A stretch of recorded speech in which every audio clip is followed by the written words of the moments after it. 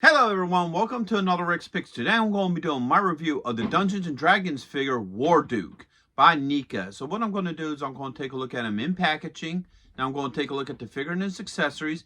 And then I'm going to give you my thoughts on him. And just remember, if you do like this video, go ahead and check out my Dungeons & Dragons playlist. And hit that like, share, and subscribe button. They're all small clicks for you, but it really helps this channel grow. So I just want to say thank you for watching. And without any further ado, let's get to the review. Alright, so here he is in packaging. First off, you get this nice clamshell that holds the figure in it. You can see him, all his accessories. Alright, you got the Dungeons & Dragons logo here. Fully articulated playing characters. Warduke, evil figure, evil action figure.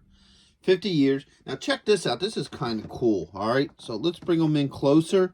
So here you get this nice art here. But you also get the description of the character up front, which is kind of interesting because most of the time they put this on the back of the card back. But for this figure, they put it in the front, which is neat. It's something different. You got your age restrictions and your choking hazards. All right. So when we spin them around this way, all right, you get your Dungeons & Dragons logo. You get the 50th anniversary figures, the ultimate figures, all your legal down here, and also a little bit about the Dungeons & Dragons line, 50 years of D&D. All right, so with all that being said, let's open them up and see what he's about. If you're going to be in the Philadelphia area from September 7th and 8th, then you got to check out RetroCon 2024 at the Philadelphia Expo Center. They have lots of great tables and vendors selling all sorts of retro action figures and collectibles. Plus, they have guests, arcade games, contests, panels, and much, much more. In honor of 40 years of Transformers, they will have a 40-year anniversary display stand that you could take pictures with. Special guests will be including Anson Williams, who played Potsy in Happy Days, Don Moss, who played Ralph from Happy Days and also played Eric from Dungeons & Dragons, the cartoon, voice actor Neil Ross, who played the voices of Shipwreck, Springer, and many other iconic 80s cartoon characters. Actor Lee Majors will also be there, best known for playing the $6 Million Man and the Fall Guy. He was also in Ash vs. the Evil Dead and The Night the Reindeer Died. So not only do they have the $6 Million Man, but they also have Lindsay Wagner, the Bionic Woman. So here he is out of packaging. He's a pretty good looking figure. I love the detail on him. Now, as a kid, I always loved this action figure, the original 80s action figure. He was probably one of the coolest figures out there just because of his whole design, and he almost has that Frank Frazetta kind of look to him. So he was always a neat character, always a neat figure. So first off, let's start with the rotation.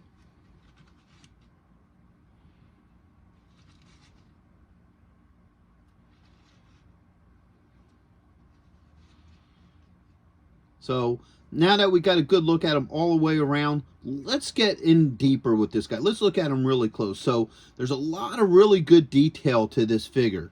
So if you look at him, the helmet sculpt and the paint job on the helmet looks really nice. I like the black where you can just see the red inside. I love how they did his mail on his leg and then on his arm. And even in between the joints, you could see like the actual glove underneath the armor. So I think that's really neat. The same with the boot down here. If you look, you can see, here, let's move the leg a little bit. You can see the straps for the armor and stuff. And then you come around to the back. You got the scabbard for the sword. And you also have this small sword here. Let's move this arm up.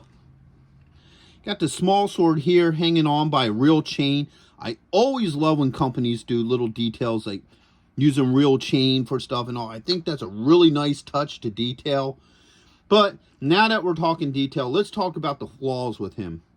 It looks like they rushed a little bit of the paint, especially the red. It looks like they rushed the red because if you look in here, you can see bring them up a little bit closer. Some errors in the paint. You can see where the red is coming onto the black here. You can also see in a couple of spots where the red just doesn't look like they did enough coats with it, because it looks like, you know, it isn't properly painted in right. Because sometimes with colors, you need to put multiple coats of paint on it to get it to really pop and look right.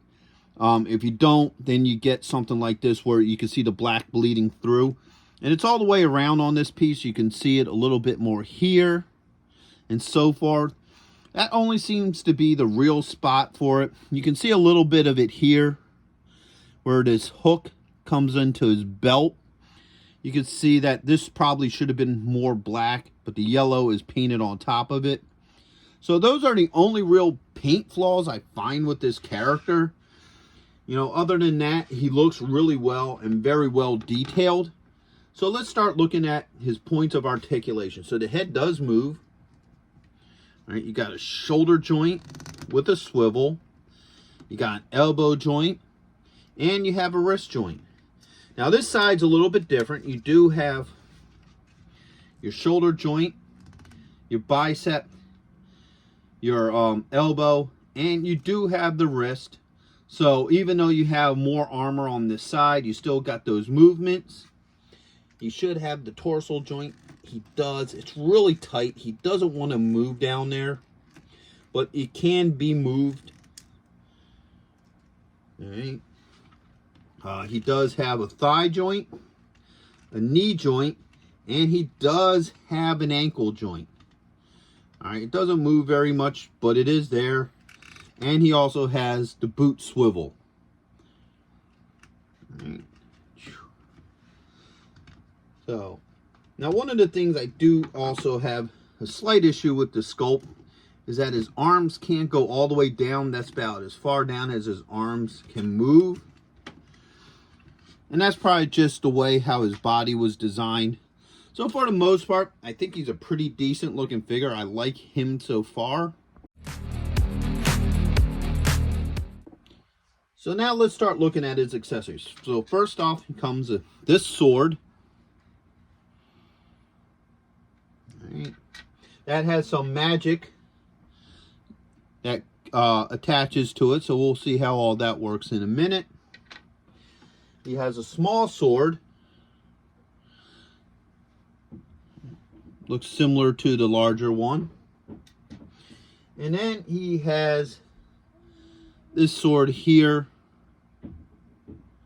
as well.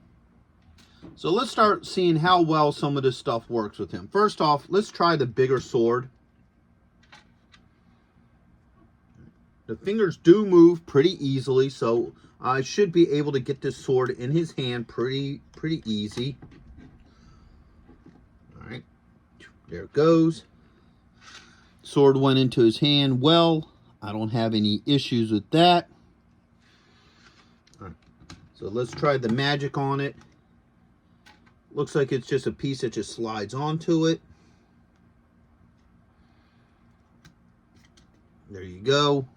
So the magic stuff goes on it pretty well. I don't have any issues with that.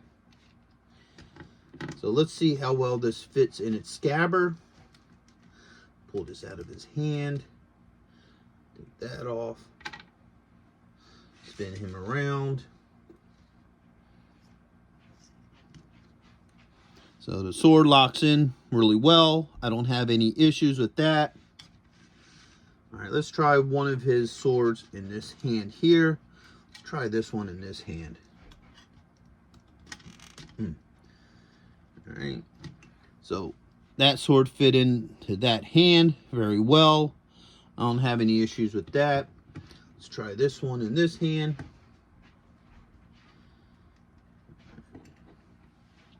So that sword fits in really well as well. No issues with that. So let's see how well this fits in here. Let's move this arm up. All right. So that fits in there very well. Don't have any issues with this. And last but not least, this sword here. Get it out of his hand. Alright. So he has the scabbard for this one on this side. Let's get his arm up and out of the way.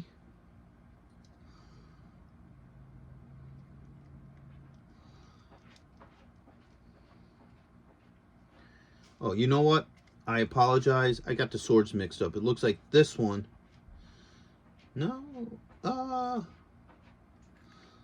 Is it this one that goes in here? No. Trying to figure out these swords. Alright, so let's see how if this one goes in here. No, I was right before. That one does go in there.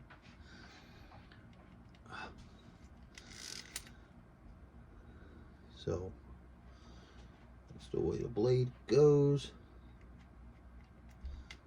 Alright, I got it in there. Alright, so I did get this sword in. I was right. This one here does go in here. But this sword's a little tight, so you got to slowly push it in, but it will fit in there with a little bit of pressure. So just be a little bit careful with that. So overall, all his weapons and accessories seem to work pretty well with the guy. I don't have any issues with any of them. So overall, I like this figure. I think he's a good looking figure. He definitely captures the look from the original figure from the 80s. I believe that was what, the Dungeons and Dragons advanced line of figures, I think they were called. His joints work really well. They're nice and tight. Don't need to add heat to them. They're not real loose and wobbly, so you could get them into different positions pretty well. His accessories all fit pretty good with them. You know, between the hands and stuff, especially even the fire magic on the other sword. All of them fit in their scabbards pretty well. This one here, it's a little bit tight, but it does work. And I like the factor that they use a real chain over here. I think that's a nice touch. And that there's a spot for each of his weapons. Because I would always think a warrior like this would have a spot for each of his weapons. So it makes sense that each one has their own scabbard. Probably the biggest flaw I would think with this figure is some of the paint. This red here, I think they could have did a lot better painting that on. But other than that, he's a cool looking figure. I would recommend him to go with the rest of your Dungeons and Dragons collectibles. So just remember, if you did like this video, go ahead and check out my Dungeons and Dragons playlist. And hit that like, share, and subscribe button. They're all small clicks for you, but it really helps this channel grow. So once again, thank you very much for watching. It's much appreciated. And until the next one, late.